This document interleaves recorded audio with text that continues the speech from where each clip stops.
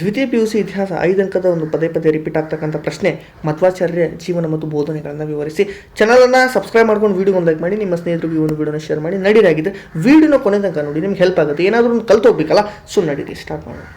ಯಾರು ಇತಿಹಾಸದಲ್ಲಿ out of out ಮಾಡಬೇಕಂತೀರಾ, ಪ್ರತಿಯೊಂದು ಪ್ರಶ್ನೆಯನ್ನು ಓದಲೇಬೇಕಾಗುತ್ತೆ. ನಾನು ಯಾವ ಇಂಪಾರ್ಟೆಂಟ್ ಪ್ರಶ್ನೆ ಕೊಡ್ತೀನಿ ಅವೆಲ್ಲವನ್ನು ಓದಬೇಕು. ನಡೀರಾಗಿದ್ದರೆ ಸ್ಟಾರ್ಟ್ ಮಾಡೋಣ. 1238ರಿಂದ 1317. 1238ರಲ್ಲಿ ಉಡುಪಿಯ ಬಳಿ ಪಾಜಕದಲ್ಲಿ ಮಧ್ವಾಚಾರ್ಯರು ಜನಿಸ್ತಾರೆ. ಎಲ್ಲಿ ನೆನಪಿಟ್ಕೊಂಡ್ಬಿಡಿ ಕರೆಕ್ಟಾಗಿ. 1738ರಲ್ಲಿ ಉಡುಪಿ ಹತ್ರ, ಉಡುಪಿ ಜಿಲ್ಲೆ ಪಾಜಕದಲ್ಲಿ ಜನಿಸ್ತಾರೆ. ತಂದೆ ಮಧ್ಯಗೇಹ ನಾರಾಯಣ ಭಟ್ಟ, ತಾಯಿ ವೇದಾವತಿ. ಮಧ್ಯಗೇಹ ನಾರಾಯಣ ಭಟ್ಟ, ತಾಯಿ ವೇದಾವತಿ. ಮೊದಲ ಹೆಸರು ವಾಸುದೇವ. ಪೂರ್ಣಪ್ರಜ್ಞೆ ಆನಂದ ತೀರ್ಥ ಇವರ ಇನ್ನಿತರ ಹೆಸರುಗಳು. ಪೂರ್ಣಪ್ರಜ್ಞೆನೂ ಅಂತಿದ್ರು, ಆನಂದ ತೀರ್ಥನು ಮೊದಲು ಇವರಿಗೆಲ್ಲ ಕರೀತಾ ಇದ್ರು. ನೆಕ್ಸ್ಟ್, ಅದ್ವೈತಗಳಾದ ಅಚ್ಯುತ ಪ್ರೇಕ್ಷಕರು ಇವರ ಗುರುಗಳು. ಅದ್ವೈತಗಳಾದ ಅಚ್ಯುತ ಪ್ರೇಕ್ಷಕರು ಇವರ ಗುರುಗಳು. ಅದ್ವೈತ ಮತಿಗಳಾಗಿದ್ದ ಗುರುಗಳೊಂದಿಗೆ ಭಿನ್ನಾಭಿಪ್ರಾಯವನ್ನು ಹೊಂದಿ ತಮ್ಮದೇ ಸಿದ್ಧಾಂತವನ್ನು ವಿಕಾಸ ಮಾಡಿದರು. ಕಾಶಿ, ಬದ್ರಿನಾಥ, ಕೇದಾರನಾಥ, ಹರಿದ್ವಾರ, ಗಯಾ ಮುಂತಾದ ಸ್ಥಳಗಳಿಗೆ ಭೇಟಿ ಕೊಡ್ತಾರೆ. ತಮ್ಮ ಗುರುಗಳು ಅದ್ವೈತಿಗಳಾಗಿರ್ತಾರೆ. ತಮ್ಮ ಅಚ್ಯುತ ಪ್ರೇಕ್ಷಕರು ಇವರ ಗುರುಗಳು ಆಗಿರ್ತಾರೆ. ಸೊ ಇವ್ರು ಏನು ಮಾಡ್ತಾರೆ ಅಂದರೆ, ಇವರು ಅದ್ವೈತ ಮತಿಗಳಾಗಿದ್ದು ಗುರುಗಳೊಂದಿಗೆ ಭಿನ್ನಾಭಿಪ್ರಾಯವನ್ನು ಹೊಂದಿ ಇಲ್ಲ ಬೇಡ ಅಂತಂದು ಗುರುಗಳನ್ನು ಬಿಟ್ಟು ಹೋಗ್ತಾರೆ. ಆ ಗುರುಗಳನ್ನ ತ್ಯಜಿಸಿ ಕಾಶಿ, ಬದ್ರಿನಾಥ, ಕೇದಾರ, ಹರಿದ್ವಾರ, ಗಯಾ ಮುಂತಾದ ಸ್ಥಳಗಳಿಗೆ ಭೇಟಿಯನ್ನು ಕೊಡ್ತಾರೆ. ಭೇಟಿ ಕೊಟ್ಟು ಏನೇನು ಮಾಡ್ತಾರೆ ಮುನ್ನೋಡ್ತಾ ಹೋಗೋಣ. ಉತ್ತರ ಭಾರತದಿಂದ ಹಿಂತಿರುವಾಗ ಕೃಷ್ಣ ಬಲರಾಮರ ಮೂರ್ತಿಗಳನ್ನು ತಂದು ಉಡುಪಿಯಲ್ಲಿ ಕೃಷ್ಣ, ಮಲ್ಪೆಯಲ್ಲಿ ಬಲರಾಮರ ವಿಗ್ರಹಗಳನ್ನು ಸ್ಥಾಪನೆ ಮಾಡ್ತಾರೆ. ಅಷ್ಟೇ. ಇವರು ಅಷ್ಟಮಠಗಳನ್ನು ಸ್ಥಾಪನೆ ಮಾಡ್ತಾರೆ. ಸೂದೆ ಮಠ, ಪಾಲಿಮೂರು ಮಠ, ಶಿರೂರು ಮಠ, ಆದಮಾರು ಮಠ, ಕಾಣಿಯೂರು ಮಠ, ಕೃಷ್ಣಾಪುರ ಮಠ, ಪೇಜಾವರ ಮಠ, ಪುತ್ತಿಗೆ ಮಠ, ಇಷ್ಟು ಮಠಗಳನ್ನು ಸ್ಥಾಪನೆ ಮಾಡ್ತಾರೆ. ನೆಕ್ಸ್ಟ್ ನೋಡೋಣ. ನೆಕ್ಸ್ಟ್ ಏನೇನು ಬರೆದ್ರು ಅಂತ. ದಕ್ಷಿಣ ಭಾರತದಲ್ಲಿ ಪವಿತ್ರ ಸ್ಥಳಗಳಾಗಿರ್ತಕ್ಕಂಥ ಕಂಚಿ, ತಂಜಾವೂರು, ಶ್ರೀಗಂಗಂ, ರಾಮೇಶ್ವರ, ಕನ್ಯಾಕುಮಾರಿ ಮುಂತಾದ ಸ್ಥಳಗಳಿಗೆ ಭೇಟಿ ನೀಡ್ತಾರೆ. ತಮ್ಮ 80ನೇ ವಯಸ್ಸಿನಲ್ಲಿ ಮರಣವನ್ನು ಹೊಂದ್ತಾರೆ. ಇಷ್ಟನ್ನು ನೆನಪಿಟ್ಕೊಂಡ್ರೆ ಆಯಿತು.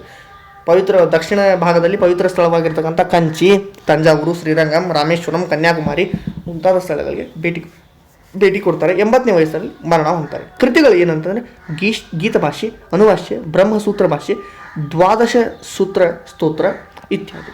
ದ್ವೈತ ಸಿದ್ಧಾಂತ, ಇವ್ರದ್ದು ದ್ವೈತ ಸಿದ್ಧಾಂತ. ಮಧ್ವಾಚಾರ್ಯರು ದೈತ ಅಂತಾಗಿದೆ, ಅಲ್ಲ ದ್ವೈತ ಆಗಬೇಕು.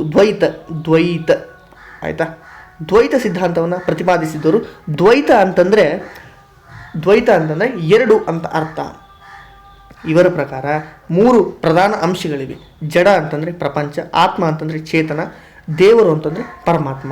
ದೇವರು ಸ್ವತಂತ್ರ, ಆತ್ಮ ಮತ್ತು ಪ್ರಪಂಚ ಅವರ ಅಧೀನ. ಆದ್ದರಿಂದ ಆತ್ಮ ಮತ್ತು ಪರಮಾತ್ಮ ಬೇರೆ ಬೇರೆ ಅಂತ ಹೇಳ್ತಾರೆ. ಏನೇನು ಹೇಳಿದ್ದಾರೆ ಇವರು ನೋಡ್ತಾ ಹೋಗೋಣ. ನೆಕ್ಸ್ಟ್,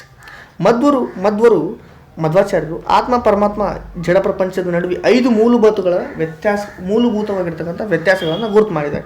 ಆತ್ಮ, ಪರಮಾತ್ಮ ಒಂದರೊಳಗೊಂದು ವಿಲೀನಗೊಳ್ಳುವುದಿಲ್ಲ. ಆತ್ಮ ಮತ್ತು ಪರಮಾತ್ಮ ಒಂದರಲ್ಲೊಂದು ವಿಲೀನಗೊಳ್ಳುವುದಿಲ್ಲ. ಆತ್ಮ ಇನ್ನೊಂದು ಆತ್ಮದೊಂದಿಗೆ ವಿಲೀನಗೊಳ್ಳುವುದಿಲ್ಲ. ಒಂದು ಆತ್ಮ ಇನ್ನೊಂದು ಆತ್ಮದೊಂದಿಗೆ ವಿಲೀನಗೊಳ್ಳುವುದಿಲ್ಲ.